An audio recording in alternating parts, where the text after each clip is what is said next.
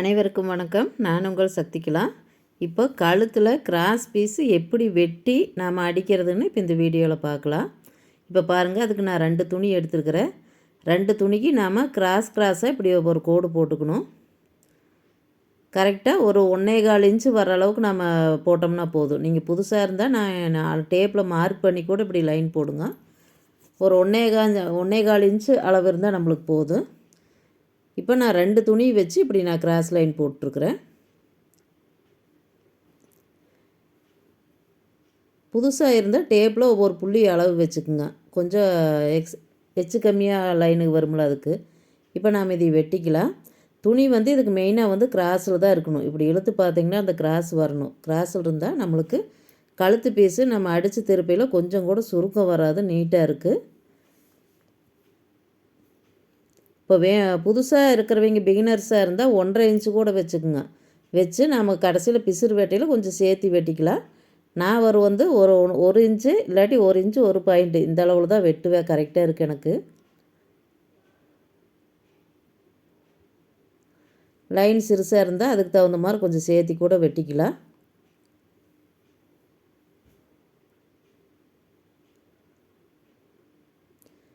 இப்போ இதில் எல்லா துணியிலையுமே அந்த கிராஸாக இருக்குது பாருங்கள், அது எல்லாம் ஒரே கோடாக வர்ற மாதிரி இப்படி வெட்டி விட்டுக்கலாம். நேராக இருக்கிற மாதிரி எல்லா லைனையும் இப்படி வெட்டிக்கலாம். அந்த 2 பக்கமும் கிராஸ் வர்றதை இப்படி வெட்டிட்டோம்னா நம்மளுக்கு தைக்கிறதுக்கு சௌகரியமாக இருக்குது. இனி கழுத்து பீஸு நம்ம எப்படி ஜாயின் பண்ணுறதுன்னு பார்க்கலாம். இப்போ பாருங்கள், ஒவ்வொன்றுலேயும் ரவுண்டு பீஸ் இருக்குது. அந்த 2 பீஸில் ஒரு பீஸ் மேலே இன்னொரு பீஸ் அந்த கார்னரில் கரெக்டாக இப்போ அந்த பீஸ் மேலே கரெக்டாக இப்படி வைங்க. அந்த ஓரத்தில் இப்படி வச்சோம்னா குறுக்க நம்ம பெருக்கல் போடுவோம் இல்லைங்க. இப்போ ஒரு பெருக்கலுக்கு எப்படி போடுவோம், குறுக்க கோடு வருதுல, அந்த மாதிரி இப்படி குறுக்க ஒரு கோடு ஒரு தையல் அடிக்கணும். இப்போ 2 பீஸ் ஒன்று மேலே ஒன்று வச்சு கரெக்டாக குறுக்க அது மாதிரி வச்சு அடிக்கணும். பெருக்கலில் ஒரு கோடு போடுற மாதிரி நினச்சிக்கோங்க. ப்ளஸ்ஸாக இருந்தால் நேராக போடுறா, பெருக்கல் தானே இது, அப்படி கிராஸாக போடுங்க. இப்போ இதில் 2 துணி எடுத்து அதே மாதிரி ஒரு பீஸ் மேலே இன்னொரு பீஸ் வச்சு குறுக்க ஒரு கோடு இந்த கார்னர்லேருந்து அங்கே அப்படி கொண்டு போய்க்குங்க. அது மாதிரி நீங்கள் எல்லா பீஸையுமே ரவுண்டு பீஸாக வச்சு ஜாயின் பண்ணி கடைசியில் அது இணைச்சிட்டோம்னா நம்மளுக்கு கிராஸ் பீஸ் நீட்டாக வரும். இப்போ பாருங்கள், இந்த பிசுறு வெட்டிட்டு காமிக்கிறேன் உங்களுக்கு எப்படின்னு. இப்போ நம்ம குறுக்கு கோடு போட்டிருக்குறோங்களா, அதை மேலே நம்ம வெட்டி விட்டுக்கிறோம். எக்ஸ்ட்ரா கிளாத் இருக்குல்ல, அதை நம்ம வெட்டிக்கலாம். வெட்டினோம்னா இப்போ பாருங்கள், நம்மளுக்கு துணி கிராஸ் பாருங்கள் எவ்வளோ நீட்டாக வந்துருச்சு. இப்படியும் நாம் கிராஸ் ஜாயின் பண்ணலாம். இது நம்மளுக்கு ஈஸி மெத்தடு. இதே மாதிரி ரவுண்டு பீஸ் எடுத்து நம்ம அது மாதிரி ரவுண்டு பீஸ் இப்படி முதல்ல ஜாயின் பண்ணிக்கலாம். எல்லா பீஸுகளையும் இப்படி வச்சு ஜாயின் பண்ணிவிட்டு அதுக்கப்புறம் அந்த ரவுண்டு ஜாயினே ஒவ்வொன்றா இணைச்சோம்னா ஒரே நெட் பீஸாக நம்மளுக்கு வந்துடும். ஒரு பீஸ் மேலே இன்னொரு பீஸ் வச்சு அப்படி கிராஸில் அடிச்சுக்கலாம். நூல் உருகி போகுதுங்கிறதுனால நான் எக்ஸ்ட்ரா ஒரு வேறு கலரில் வச்சு அடிச்சுக்குவேன். அப்போ தான் அது கொஞ்சம் சௌகரியமாக இருக்குது நம்மளுக்கு. இல்லாட்டி நம்ம ஆரம்பிக்கையில் அந்த நூல் கழண்டு போயிடும் மிஷினில். எல்லாம் அந்த எக்ஸ்ட்ரா அந்த கிராஸுகளை வெட்டி விட்டோம்னா நம்மளுக்கு 2-3 பீஸ் ரெடி பண்ணிவிட்டு இதையும் நாம் அதே மாதிரியே தான் ஜாயின் பண்ணிக்கணும். இப்போ நம்ம ஃபஸ்ட்டு எப்படி ஜாயின் பண்ணாங்க அதே மாதிரி இதில் ஒரு பீஸை வச்சு அடுத்ததில் ஒரு பீஸ் வச்சு கரெக்டாக இந்த தையல் கரெக்டாக மேலே வர்ற மாதிரி நம்ம வச்சு அடிக்கணும். அது ஒன்று தான். அதை பார்த்துக்குங்க. 2 பக்கம் தையல் நம்மளுக்கு மேலே வரணும். அடிக்கையில் நல்ல கடைன்னா ஒரு பக்கமாக வரணும், நம்ம மேல் பக்கம் கெட்ட கடை பக்கம்னா அதுக்கு தகுந்த மாதிரி மேலே வரணும். அது மாதிரி வச்சு அடிச்சிங்கன்னா போதும் ஜாயின் பண்ணுறது.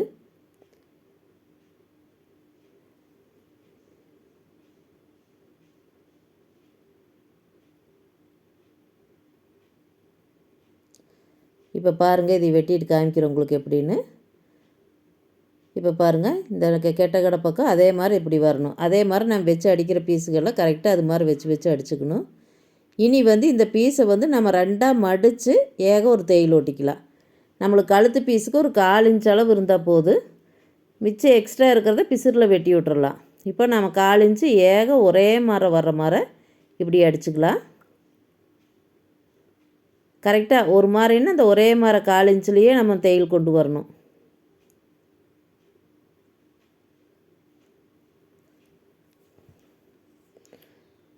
நம்மளுக்கு அந்த ஒரு கைடு அளவு ஒரு லைனில் அப்படியே வர்ற மாதிரி வச்சு அதே கணக்கு வச்சு அப்படியே ஓட்டினோம்னா ஒரே மாதிரி நம்மளுக்கு கழுத்து பீஸு நீட்டாக இருக்குது.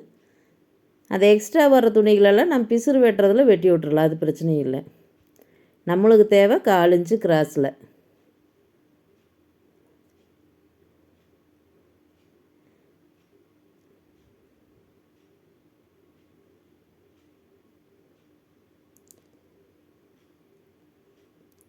இப்படி ஒரே மாதிரி வச்சு மடித்து அடிச்சுக்கலாம். அடித்து இனி இதை வந்து நம்ம ப்ளவுஸ் துணியில் வச்சு ஏற்கனவே தைச்சி வச்சுருக்கிற ப்ளவுஸில் வச்சு கழுத்தை அட்டாச் பண்ணணும்.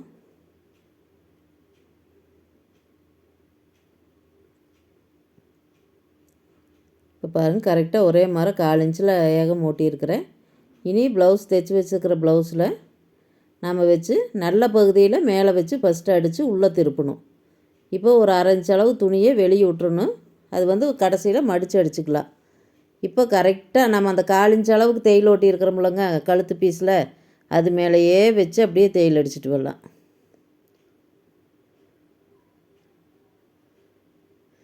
கரெக்டாக நம்ம ஏற்கனவே அந்த பீஸில் வந்து வெட்டி தைச்சி வச்சுருக்குறோம் 1/4 இன்ச் அளவுக்கு.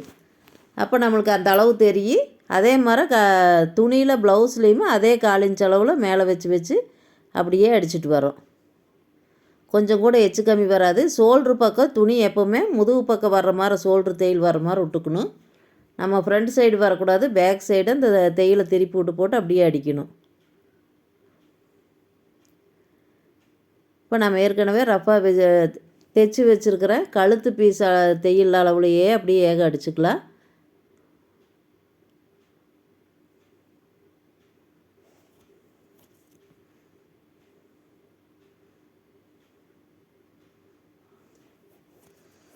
ப்ளவுஸ் நம்ம துணி வெட்டையிலே கழுத்து 1/4 இன்ச்சு தானே தையல் கொடுறோம். கரெக்டாக அந்த கழுத்து பாருங்கள் ஷோல்டரில் அந்த பேக் சைடு அந்த தையல் வந்து பேக் சைடு வர மாதிரி எடுத்து விட்டு போட்டு மறுபடி கழுத்து பீஸ் அதில் வச்சு அடிச்சுக்கணும்.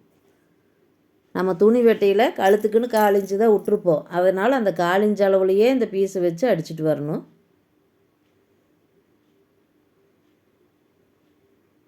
இங்கேயும் ஒரு 1/2 இன்ச்சு எக்ஸ்ட்ரா விட்டு நாம் ஃபினிஷிங் பண்ணிக்கலாம். இனி நாம் அதை அடித்து திருப்பியில் நாம் வந்து அந்த பிசுரை வந்து நம்ம உள்ளே மடக்கி விட்டு வச்சுக்கலாம். இப்போ வந்து இந்த பிசுறு வெட்டலாங்க. அந்த பிசுறு வெட்டுறது எப்படின்னு பார்த்துக்குங்க. இப்போ எக்ஸ்ட்ரா பிசுறு இருக்குதுல்ல, அதை வந்து வெட்டணும். இப்போ வந்து நம்ம கை பாருங்க நான் எப்படி வச்சுருக்கிறேன்னு. துணிகளுக்கு அடியில் உள்ளே இப்படி அடி வச்ச மாதிரி நம்ம கை வச்சிட்டோம்னா ப்ளவுஸ் துணி ஏமாந்து ஒவ்வொருத்தருக்கு ப்ளவுஸ் துணி வெட்டிடுவாங்க. இதுக்கு அந்தளவுக்கு வாய்ப்பு இருக்காது. ஏன்னா வந்து இப்படி நம்ம துணிக்கு அடியே கை கொடுத்த மாதிரி கொடுத்து பிசுறு வெட்டணும். பிசுறு வெட்டுறது ரொம்ப மெதுவாக தான் வெட்டணும். இப்போ நம்ம கையை அப்படி துணிக்கு அடியை கொடுத்து இது பண்ணுறதுனால துணி நம்மளுக்கு நல்ல துணிகளை நம்ம கைக்குள்ளே வந்துடும். பிசுறு வெட்டுறதுக்கு மட்டும்தான் நம்மளுக்கு கரெக்டாக நம்மளுக்கு அந்த வலி கொடுக்குற மாதிரி அந்த இடம் இருக்குது. இப்போ துணி மடித்து அப்படி நம்ம பிசுறு வெட்டிட்டோம்னா நம்ம அந்த அறுக்காத்து போட தேவையில்லை. கரெக்டாக இந்த பிசுறுகளை வெட்டிட்டோம்னா நம்ம அப்படியே திருப்பிக்கலாம். இப்போ பாருங்கள், பிசுறு ஏகம் வெட்டியாச்சு. இப்போ இந்த நம்ம எக்ஸ்ட்ரா அரைஞ்சி விட்ருக்குறோம்லங்க, அதை மடித்து இப்படி திருப்பிக்கிறோம். திருப்பி அந்த எட்ஜிலேயே ஏகம் ஒரு தையல் ஓட்டிகிட்டு வரணும். ப்ளவுஸ் துணியை கரெக்டாக திருப்பி அப்படியே மடித்து வச்சு ஏகம் தையல் ஓட்டிக்கலாம்.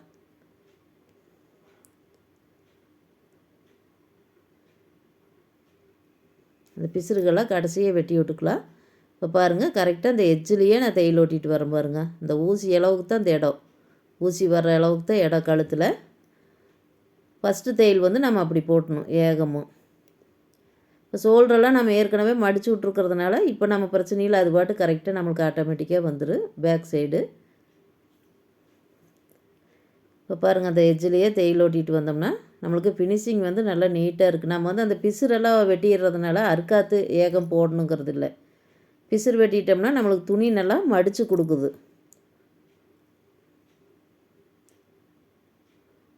கரெக்டாக கையில் நீவி விட்டு அந்த ஊசி அளவு தையல் அப்படியே போட்டுட்டு வரலாம்.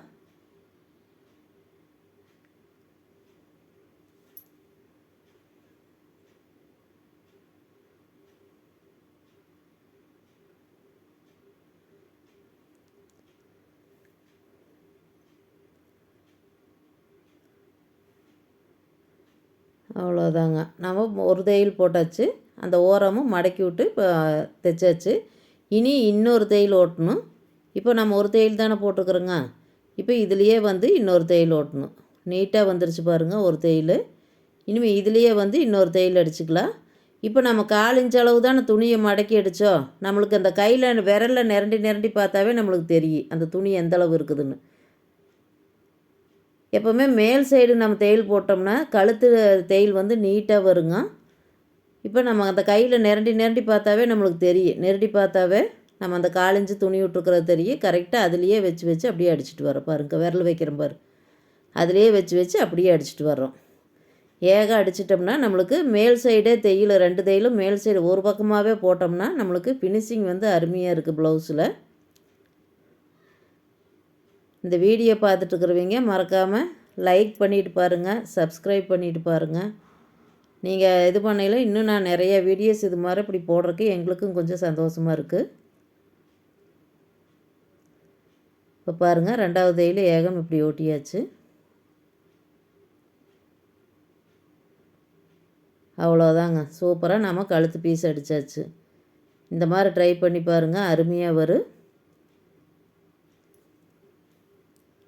ஒரே மாதிரி 1/4 இன்ச் அளவுக்கு ஒரே மாதிரி வந்துருச்சு. அதே மாதிரி உள் சைட்லேயும் பாருங்கள், நம்மளுக்கு கொஞ்சம் கூட எச்சு கம்மி வராது. கரெக்டாக ஒரே மாதிரி நம்மளுக்கு தையல் வந்திருக்கு. உள் சைடும் பாருங்கள், திருப்பி எவ்வளோ அழகாக வந்திருக்குது பாருங்கள்.